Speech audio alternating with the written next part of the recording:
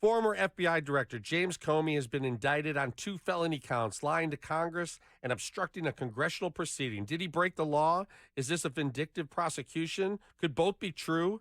Prosecutors allege that Comey misled lawmakers about authorizing leaks to the media during the Trump-Russia investigation. For many, this is a moment of accountability. And if they have proof, Republicans say it is long overdue. People in power need to be held accountable. Republicans, especially those who have long criticized Comey, are calling this a big step towards justice.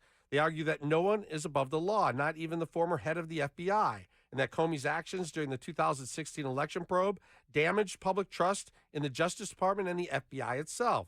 For me, I say let the jury decide. A conviction would tell America that political actors cannot manipulate federal agencies without consequences. An acquittal will tell America at best the evidence was not there. At worst, this was a political prosecution. Democrats warn that this is an attack on a former official who is simply doing his job under extraordinary circumstances. They note the timing, just days before the statute of limitations expire, and following recent changes in the U.S. attorney who's overseeing the case. They argue this is nothing more than a politically motivated payback.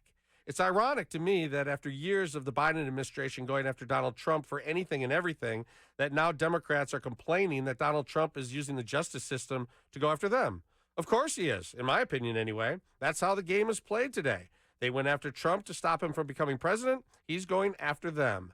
Maybe this is how we as a country will one day learn not to use one party's power to go after enemies, because one day your enemy may be in power. Now both parties know how it feels. Typically, I would say 2 wrongs don't make a right. But here, I think it will take 2 wrongs to make this country's justice system right again. Democrats say they are worried about the precedent this sets. They worry leaders are weaponizing the Justice Department to target their predecessors. Seriously, that's what they're saying right now. After just having the justice system go after Donald Trump over and over and over again, they think suddenly political prosecution is a new thing. It's right out of their own playbook. They set the precedents. Now they're paying the price. If you cheered when Donald Trump was criminally charged, don't cry now that James Comey has been criminally charged. Does that make it right? No, absolutely not. It is not right. The Justice Department should not be weaponized. But as they say, the horses have left the barn, or what's good for the goose is good for the gander. I suspect both parties going forward will probably keep prosecuting the opposing party. That is sad, but it is our current reality. So I say let the jury decide. What is a jury? A jury is a body of people, typically 12 in number, sworn to give a verdict in a legal case on the basis of evidence submitted to them in court.